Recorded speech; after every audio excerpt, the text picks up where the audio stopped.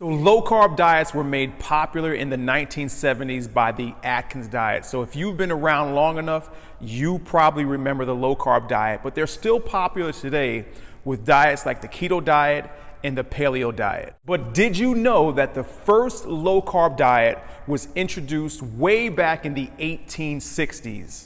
In 1863, the first low-carb diet was created by Englishman William Banting, where he was able to lose almost 50 pounds in a year by giving up foods like potatoes, beer, bread, milk, and butter. William even created a pamphlet as an educational piece on this low-carb diet called Letter of Corpulence addressed to the public. And when this pamphlet made its way over to America, this diet became so popular that his last name, Banting, became slang for the word diet. Now, most low-carb diets are promoted for weight loss, but there's tons of evidence that show that not only are low-carb diets really great at helping people lose weight, but they're also great at helping people manage health conditions like diabetes. But what exactly are carbs, and do we even really need them?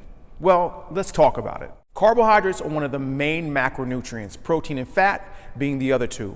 And according to a 2020 study, our diet should be made up of about 45 to 65% carbohydrates. So if it's recommended that our diets be made up of 45 to 65% carbohydrates, what do you think would happen if we stopped eating them, or if we drastically limited them like on a low carb diet? Well, there's 4 things that you'll probably experience if you stop eating carbs, and the first is that you'll have very low energy. So since carbohydrates provide most of the energy to fuel our daily activities, one of the first things you'll probably notice is a drop in your energy levels. Some of the first things you'll probably feel is tired and hungry, and you'll probably notice that concentrating on anything is going to be difficult, which means that your workouts are probably gonna suck.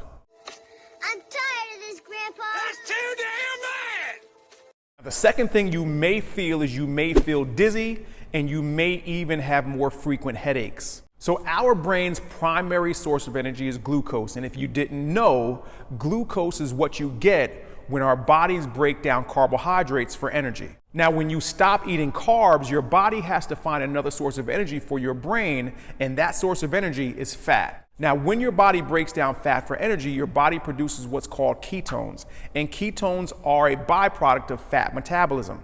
Now, after a while of your body producing these ketones, you go into a state of what's called ketosis, and ketosis is not necessarily a bad thing. It's not a bad thing at all. However, you may experience some side effects like dizziness, headaches, weakness, and even fatigue. Now, this is commonly known as the keto flu, and this keto flu can not only cause some of the side effects that I just mentioned, but it can also cause some more severe side effects like stomach pain, vomiting, and nausea. Now, some doctors think that this is caused by not getting enough nutrition from veggies, whole grains, and fruits. Now, the third thing that you might experience when you give up carbs is constipation. So since carbs are such a rich source of fiber and water, you're probably going to have a hard time getting enough fiber when you stop eating carbs. And since fiber helps to add bulk to your stool and helps to absorb water into the colon, you're probably going to find it pretty uncomfortable going number 2 when you stop eating carbs. Plus, you may experience changes in your digestive system, or you may experience other digestive issues when you stop eating carbs, as fiber helps to promote the growth of healthy gut bacteria. Now, one of the things I recommend all my clients do on low carb diets is to drink a lot of water with electrolytes. Now, this will oftentimes help to lessen these symptoms